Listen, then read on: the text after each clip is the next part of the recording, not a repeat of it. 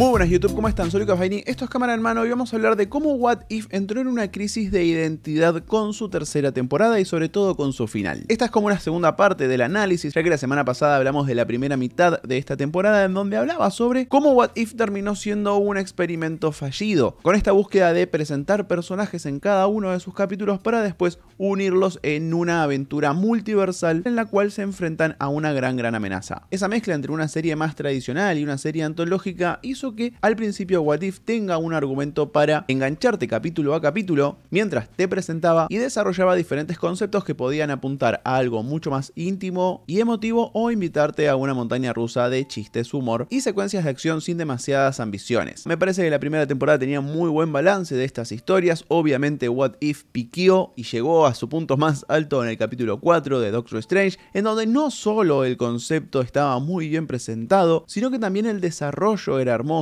y terminamos entendiendo a un personaje de una manera completamente diferente. De hecho, el capítulo 4 de What If es un complemento muy lindo a la película de Doctor Strange. Ese capítulo es perfecto, incluso en su título, un elemento que también fue en detrimento a lo largo de las temporadas, porque el título del capítulo de Doctor Strange es ¿qué pasaría si Doctor Strange perdiera su corazón en lugar de sus manos? Es un título que guarda un muy buen gancho y te explica qué vas a ver en el episodio. Si comparamos ese título con los títulos de esta tercera temporada, vamos a ver un cambio muy fuerte en la búsqueda. Comparamos qué pasaría si Doctor Strange perdiera su corazón en lugar de sus manos con qué pasaría si fuese 1872 y es raro, ese título no nos dice absolutamente nada. Podría tratarse de cualquier historia con cualquier personaje protagonizándolo. Por otro lado, también en esta temporada vimos muchos títulos que caen en lo literal. ¿Qué pasaría si Red Guardian se uniera al Soldado del Invierno? ¿O qué pasaría si Hulk peleara contra los mechas de los Vengadores? Pero por supuesto que ese no es el mayor problema que tiene esta tercera temporada de What If, sino que para mí el mayor problema que terminó teniendo esta temporada es que la serie cae en una crisis de identidad. En el video anterior dije que los primeros 5 capítulos estaban apuntados a ser historias chiquitas, pasantistas y efectivas a cierto punto como para consumir mientras estás en esta temporada de las fiestas en donde no estás como para una historia súper ambiciosa. Sin embargo, terminé de hacer ese video, al día siguiente empecé a ver los siguientes episodios, o sea el 6, el 7 y el 8, y en el 6 me encontré más o menos con la misma dinámica, con una historia chiquita que trata de hacer foco en la química entre sus protagonistas, en este caso Kate Bishop y Shang-Chi, además de dejarnos algunos personajes que podrían o no aparecer en el futuro, como esa versión de niño de Iron Fist. Lo que me descolocó fueron los últimos 2 capítulos, ese episodio doble, que en realidad termina siendo una secuela directa al final de la segunda temporada. Las únicas 2 relaciones que encontramos en toda la temporada respecto a lo que pasa en los últimos 2 capítulos son las intervenciones de Uatu en el capítulo 5 y en el capítulo 6, ambas bastante tiradas de los pelos, y en segundo lugar el personaje que introdujo esta temporada de What If, que es Birdie, la hija de Howard el Pato y Darcy, de quien en realidad no sabemos absolutamente nada más allá de cómo es que nació, pero esta versión adulta no sabemos de dónde viene, cuál es su búsqueda, cómo es ella, por fuera de lo que conocimos en el capítulo 7, que arranca trayéndonos al personaje central de toda la serie de What If, que es Capitana Carter. Entiendo 100% el comentario este de decir, loco, basta de intentar que Capitana Carter suceda, basta de querer forzarnos a que nos importe el personaje de Capitana Carter, pero voy a continuar lo que dije en el video anterior de esta temporada. Menos mal que la trajeron de vuelta, porque si durante las primeras 2 temporadas la presentás como ese personaje que es la punta de lanza de tu serie, no podés olvidarte de ese personaje en el desenlace de la historia, más si durante la segunda temporada la terminás mostrando como una guardiana del multiverso. Y por eso es que este 7º capítulo es tan una secuela directa de lo que había contado la segunda temporada. Porque tenemos a Capitana Carter, la tenemos acá Horry también en esta suerte de grupo llamado Los Exiliados que deciden mantener el orden en distintos universos. El tema de esta presentación de grupo es que es sumamente abrupta. No sabemos cómo llegó Peggy Carter a unirlos a todos ellos. Sumar a Storm, sumar a Birdie, Kahori, a T'Challa, Gamora y otros que no están en la alineación actual porque al parecer murieron en alguna de las misiones de este grupo, pero eso también lo ignoramos. E incluso si empezamos a hablar en serio, tampoco sabemos a ciencia cierta cuál es su misión, y se dice por ahí que este grupo de exiliados peleó contra todo el pelotón de variantes de Kang para poder mantener el control del multiverso que dejó Loki, pero eso no está confirmado hasta donde yo sé, y si hubiese sido ese el caso, era una gran idea para un capítulo número 6, en lugar de darnos el de Kate Bishop y Shang-Chi, así, si vas a terminar una serie antológica de 3 temporadas con capítulos que se van a entrelazar entre sí, ¿por qué no terminarlo con un capítulo de 3 partes en donde nos presentás a este grupo que son los exiliados, nos lo mostrás enfrentándose a algo muy grande como son todas las variantes de Kang? Ahí es en donde podés mostrar cómo caen algunos de los miembros, y después, una vez que ya entendemos cuál es la dinámica de este grupo y cuál es su objetivo, pasamos a ese capítulo 7 en donde se encuentran con que al vigilante lo secuestraron. Hablando de Uatu y de sus compañeros vigilantes, la verdad es que ese elemento de tener a los vigilantes peleándose entre sí a nivel filosófico y a nivel ético, de preguntarse cuál es realmente su función en todo este multiverso, me pareció súper interesante. Daba para hacer todo un capítulo centrado en la búsqueda de Uatu y su relación con su antiguo maestro, que es la Eminencia, pero si empezamos a sumar todos esos capítulos tan entrelazados, el resultado iba a ser algo muy diferente a una serie antológica, que me parece que de todas maneras es lo que le pasó a What If. No es ninguna de las dos cosas, no es una serie que todos sus capítulos se conecten para contar una sola historia, no es una serie antológica, es una serie que en su primera temporada tenía las ideas bastante claras y en esta tercera entró en esta crisis de identidad de no saber qué es lo que estaba contando. Y si bien What If está presente en todo el mundo a través de la plataforma de Disney Plus, hay algunos contenidos que están buenísimos de descubrir, pero lamentablemente no están disponibles en todo el mundo, o por lo menos en nuestra región. Y no hay nada más feo que decir, uy, quiero ver tal película y no encontrarla en el catálogo de ninguna de las plataformas que pagás. Para eso yo uso mucho Surfshark, el servicio de VPN que es el sponsor de este video. Surfshark es un servicio que puedes instalar en tu teléfono, en tu computadora, en la tablet o en cualquier dispositivo y te permite enmascarar tu ubicación cuando estás usando internet. Eso, entre otras cosas, te permite entrar a los catálogos que ofrecen todas las plataformas en distintas regiones del mundo. Entonces, un título que quizás no está en Latinoamérica lo puedes encontrar en Europa o en Estados Unidos. De esta manera tengo acceso a muchos más títulos e incluso entrar a plataformas que no están disponibles acá en Argentina, como el BBC Player. Además, otros beneficios de enmascarar tu ubicación en internet son que tus datos están más encriptados, entonces es más seguro, e incluso podés acceder a ofertas que están disponibles solo en ciertas partes del mundo y podés probar de encontrar boletos de avión, por ejemplo, más baratos sacándolo desde otra ubicación. Volvimos a trabajar con Surfshark porque además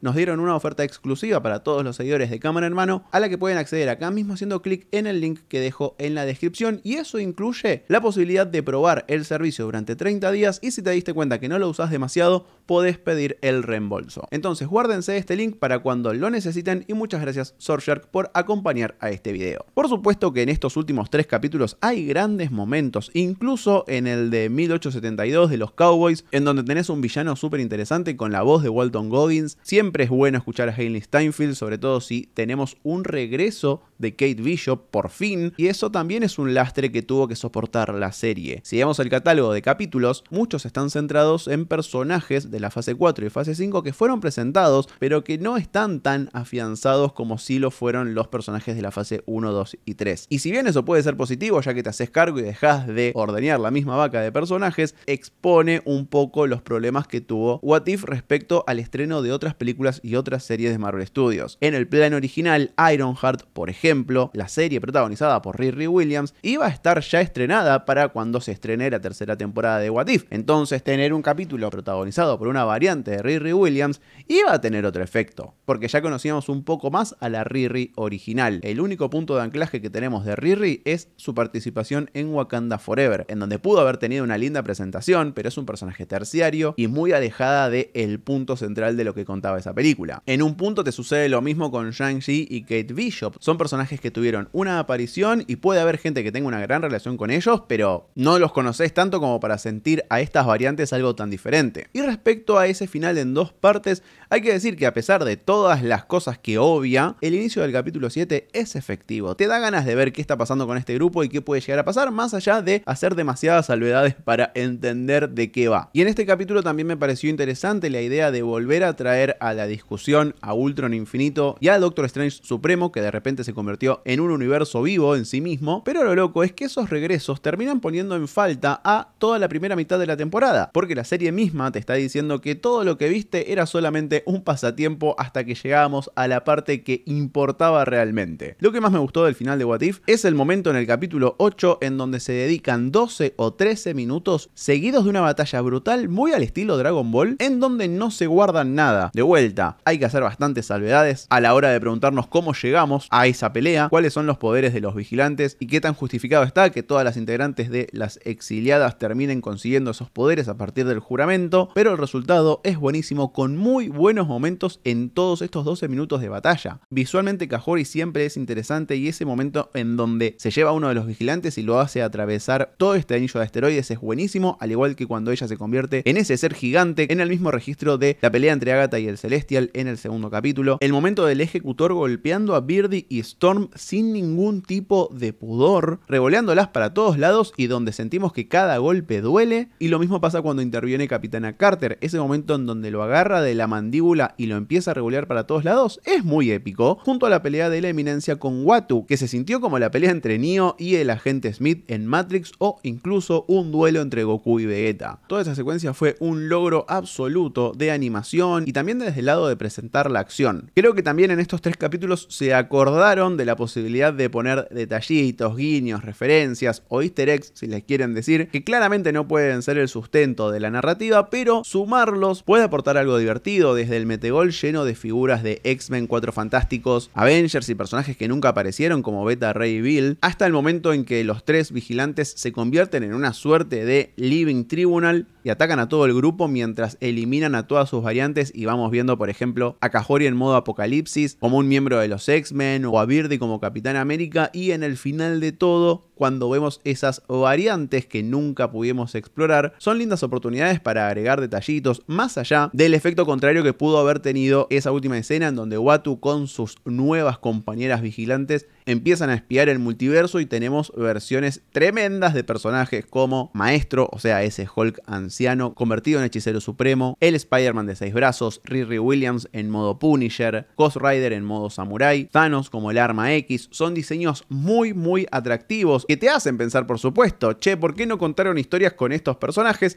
Y para mí hay que hacer una linda salvedad, que es una cosa es tener un diseño de personaje muy tremendo y otra cosa es poder contar una historia interesante con ese diseño de personaje. Cuando ves a Riri Williams como de Punisher decís, qué buena onda, no sé si una historia desarrollada alrededor de ella podría ser muy interesante. Lo mismo con Thanos versión Wolverine. Está muy bueno el diseño del personaje, difícil se me hace que me cuenten una historia interesante con él. Distinto es el caso de Ghost Rider versión Samurai. Me encantaría ver una historia situada en el Japón feudal donde tenemos a un personaje como Ghost Rider, teniendo en cuenta la relación que el samurái tiene con la muerte. Y más allá de esos diseños interesantes, también en este pequeño clip nos encontramos con la falta de ideas y muchos terminan siendo ¿qué pasaría si este personaje en realidad fuese este? Como de vuelta Riri Williams como de Punisher, Blade como Moon Knight, Star-Lord con los anillos de Shang-Chi, Kingo como Iron Man, Wasp como Miss Marvel e incluso Howard el Pato como Scarlet Witch. Sirven para el meme, para mencionarlo, pero nos habla de esa falta de creatividad y también costaría bastante sacar una historia para todo un capítulo respecto a estos personajes. What If entonces se nos va como una serie que nos dio muy buenos momentos,